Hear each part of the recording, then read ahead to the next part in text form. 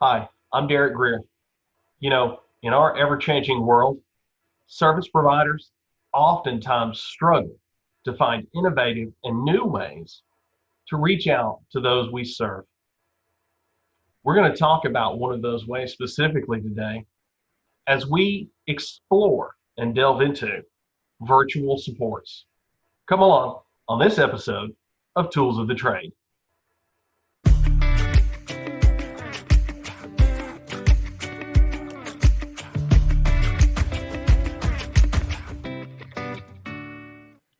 I am joined today by the IT liaison from the ARC of Madison County, Ms.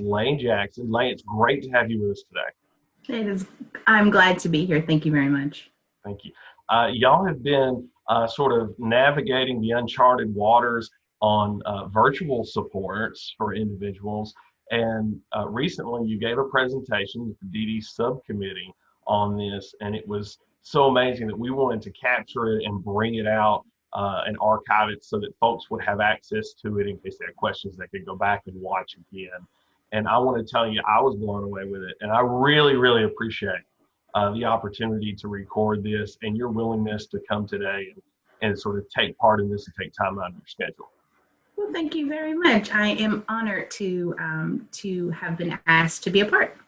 Absolutely. So we definitely want to give a shout out to the ARC of Madison County and Susan Klingel. There, y'all do an amazing job, and they're in Huntsville, Alabama. And so, without further ado, I'll tell you what. Why don't you get us started, and let's kind of move through some of how y'all have been navigating these waters. Great. All right. Well, I'm going to share my screen. All right, like you've already said, but it's the start of my presentation, so I'm going to say it again. My name is Jackson, and I'm going to talk to you today about the virtual services that we offer at the ARC of Madison County. In April of this year, our executive director, Susan Klingel, sat us down as an organization and said, what if we can't go back to providing services like we were used to? What if we can't do that for a long time? How are we going to adapt and change to make sure that we continue to provide the support that our clients need? Well, this question led us into weeks of research, brainstorming, and a lot of trial and error, but this is what we've come up with. If you go to our website, hsvarc.org, you will come to our virtual support portal. This is where a caregiver or client will come. You'll see our schedule, a library of videos that we've done in the past that we just thought were too good to miss. You can request the class, as well as there are helpful tips and helpful links if you want to explore more virtual activities online. So if you were to click on schedule, this is what you would see. This is just a screenshot, obviously, but what you see from here is that we load our classes Monday through Friday. We offer classes from 9 a.m. with our last class starting at 2 a.m. And as you can see, every hour is different. It is live, led by an instructor. When we were brainstorming, we knew that it was paramount that we offered a variety of choice because we serve a variety of needs and abilities. So we wanted to make sure that someone came on, they would say, I like this class, and be able to find something that they wanted to be able to engage in. So our classes are, like I said, Monday through Friday, and we load all of our classes the Friday before for the week following. Now, we did this so that caregivers would have that opportunity to say, I want to plan my week next week. Let me see what I can plug into the empty spots on our schedule. If you found a class that you liked, you would simply hover over it, click on it, and a small box would pop up that would give you the meeting ID, password, and the link. And you could just click on the link and you'd be put in a waiting room until the instructor could verify that you were to be there. And then you join a class. We wanted to make it click, join. It needed to be that easy to make sure that as many people as possible could get in without a lot of barriers. So speaking of classes, we have a three-prong approach when it comes to the classes that we offer. The first one is an ARC staff class. This is where an ARC staff member plans, researches, and then ultimately instructs the class. Some classes that fall under this category are life skills. We've had how to properly wear PPE, how to self-advocate for yourself, and then also how to make a healthy snack without having to turn on the stove. We have health and fitness classes. This is like chair yoga, meditation, jazzercise. And then the third category, which I have just lumped under plain old fun, really under that umbrella is exploration, experience, and engagement. When we looked at the person-centered plan goals of our individuals, we saw that a lot of them wanted to travel. They wanted to try new things. And so what we found is that what is just fun, really, there are a lot of goals that you can hit under that. So we have traveled virtually to the Georgia Aquarium. We have gone to the Hoover Dam. We have also taken a trip right around the corner to Noccalula Falls, all virtually. Then we have also done bingo days and art classes. And my favorite has been Soul Train Fridays. And this is where we play vintage performances on Soul Train and we all get up and dance. Very fun. So what this actually does is, yes, it is fun and engaging, but it gives that opportunity to socialize and to enjoy something new. The second prong is community-based. And this is where we invite someone that is in a civic group or a community organization to come in, be a co-host or be interviewed. Now, the great thing about this is that it gives our clients access to people, information in places that are right here in their community that they may not have had access to before. So we have had a volunteer, a longtime volunteer, take us on a virtual tour of his farm. We've had a member from a church group take us on a virtual trip outing to a farmer's market and learn how to pick fruit and vegetables that are in season and then how to make a snack from it.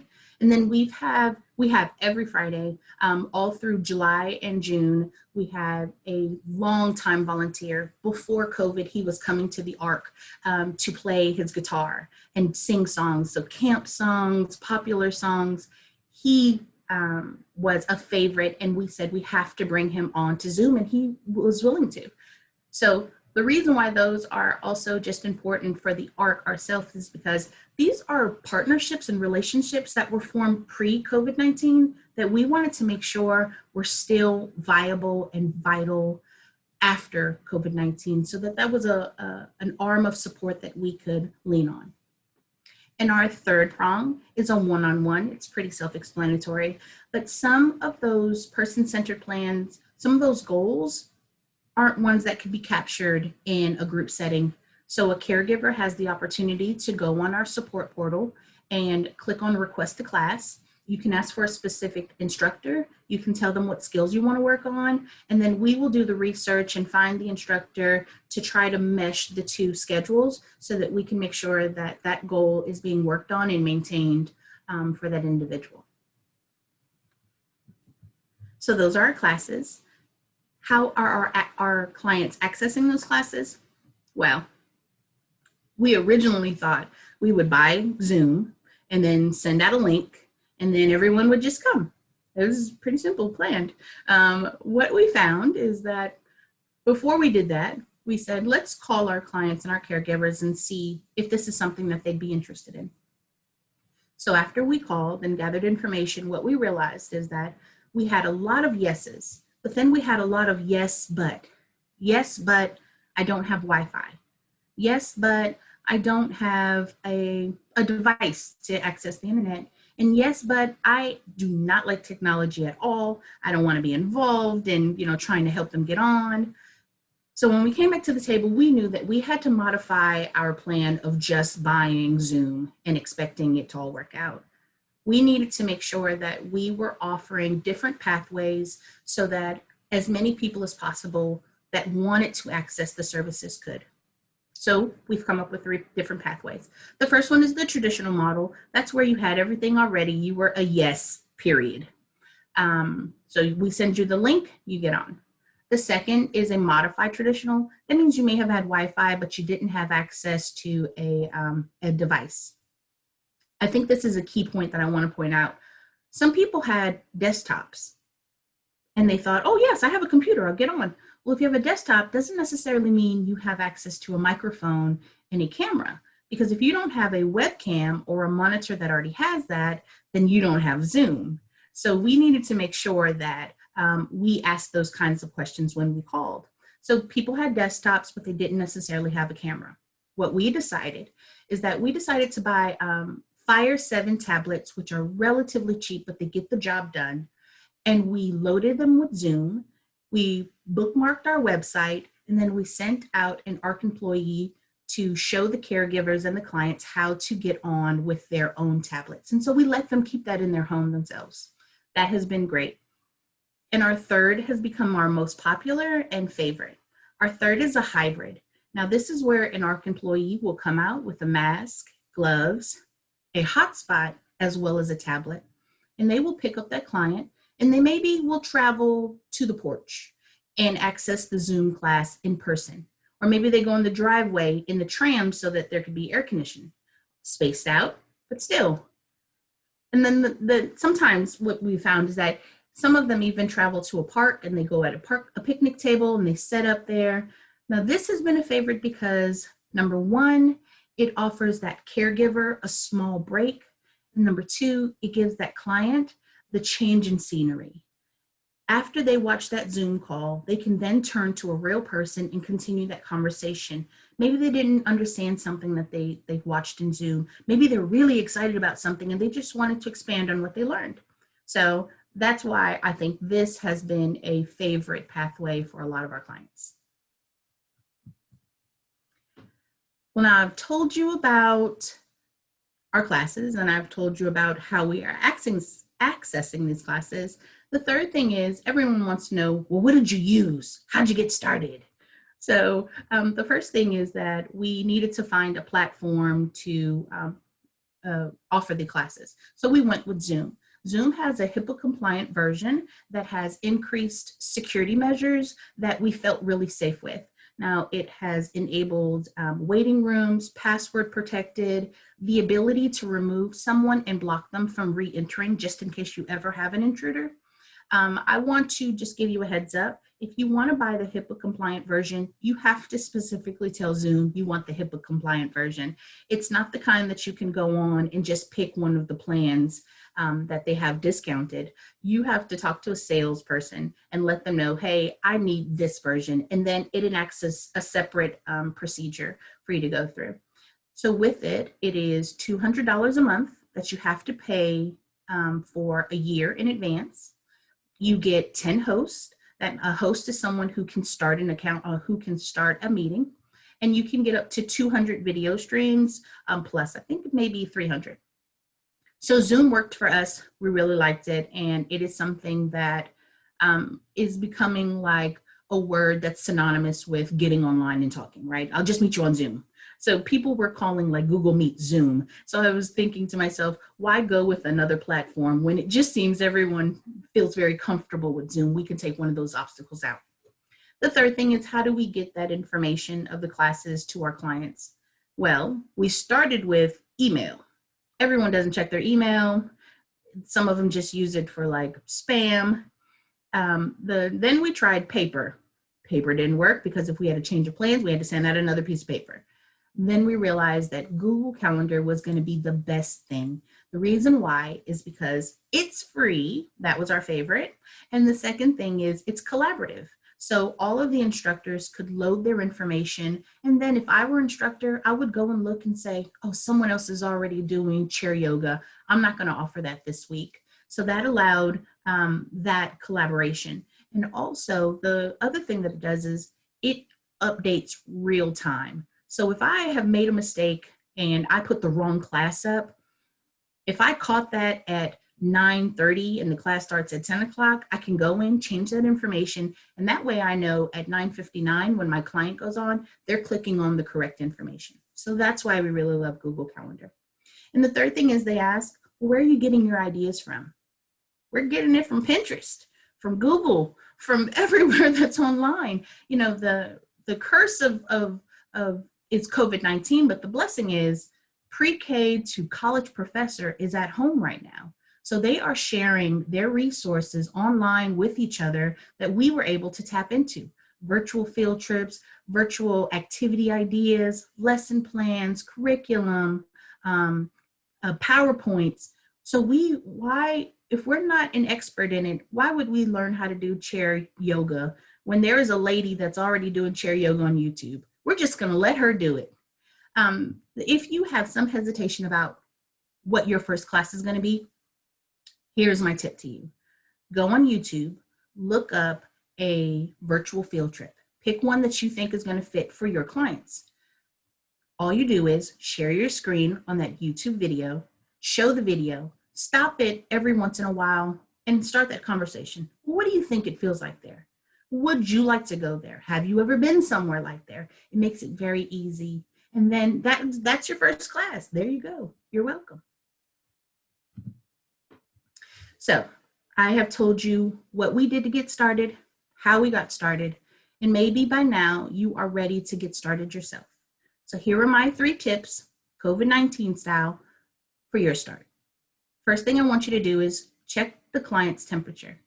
That means, are they interested in these services? And if they are, do they have everything that they need to get started?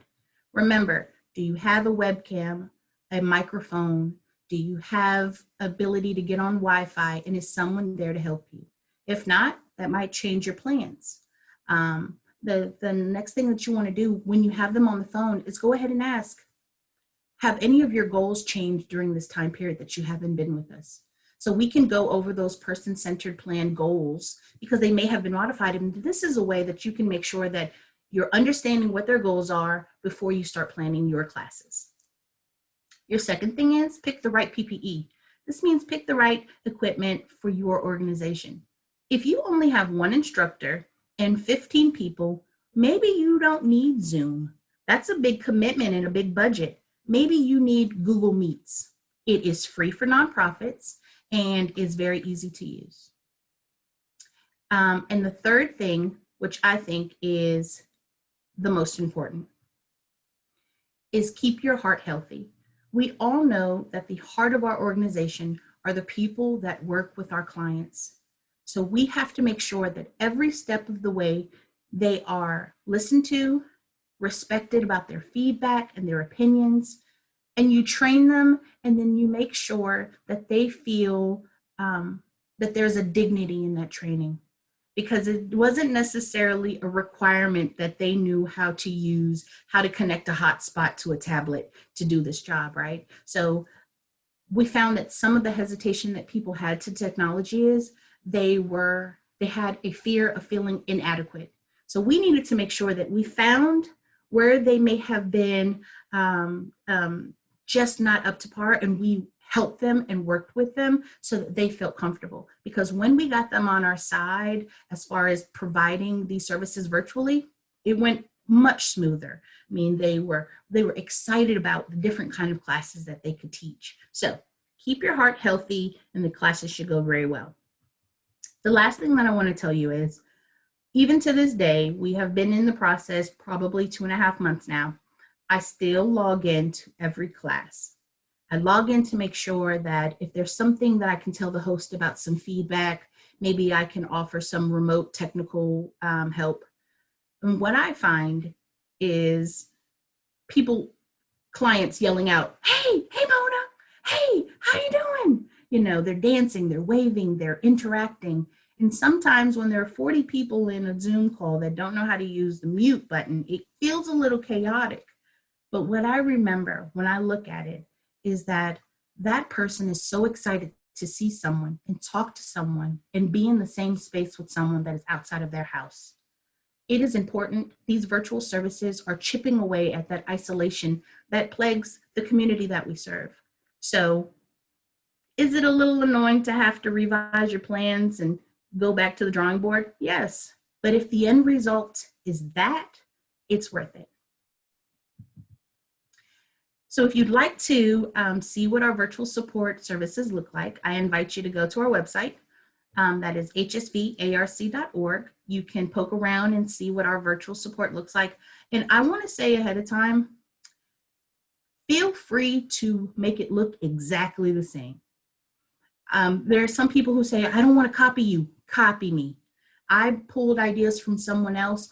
The most important thing is not that the ARC did it. The most important thing is that your client has that service. So if you want to mirror the whole website, go for it. I will be highly flattered. If you have any other questions, feel free to send me an email and I will work with you. Thanks so very much.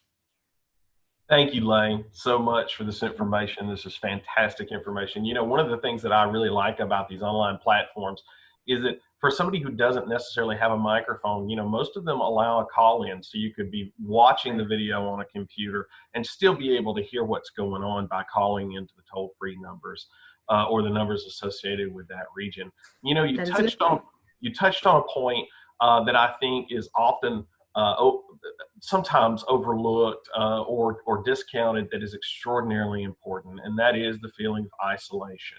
Right, it can lead to depression or behavioral issues and conflicts within a residential home, and you know, just having that ability to access other people. You're right. We can't really promote that enough. Even if it's a virtual connection, it's still a connection, and you're right, it chips away at those feelings of isolation. Right. I mean, even during this time, for my own family who may be spread out through the United States, it is nice to have those family nights where we just get on and we watch, you know, an aunt who can't get on, but we all are just like, come on, Aunt Amanda, you can do it. You know? So it is a great way to feel connected. It is. Thank you so much. And I appreciate you mentioning that there are other options out there that are free or less cost.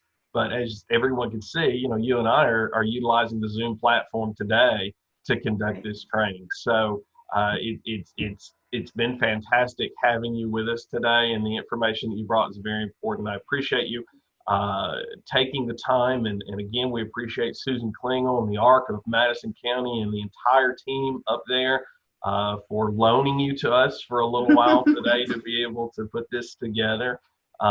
Definitely, like I said, the ARC of Madison County are leaders in the state of Alabama when it comes to providing services. And you know what, Lay, just so much. Thank you so much for joining us. Thank you. Thank you. Thank you very much for bringing the presentation back. This was fun. All right. Well, if anybody else out there has any questions, as Lay said, you can contact her. Her information is on that slide. And I'll put that up at the end of the video one more time. And then if anybody needs anything or has any questions directly associated, they can email me. My contact information will also be at the end of the video today. And so on behalf of the Alabama Department of Mental Health, the Office of Supported Employment of the BD Division, I want to once again thank Lay and thank all of you for joining us today. It's been fantastic, and we hope you have a wonderful day. Thank you for taking the time to join us today. I would encourage you to explore these virtual options. Look into them deeper as we all move forward in this unknown world together. If you like what you see here, be sure to like and subscribe to follow our channel. As promised, here's the information for both Lay Jackson and myself. We're both available if you should have any further questions about how to use these virtual supports. I look forward to seeing you again soon. And until then, I'm Derek Greer. Stay safe.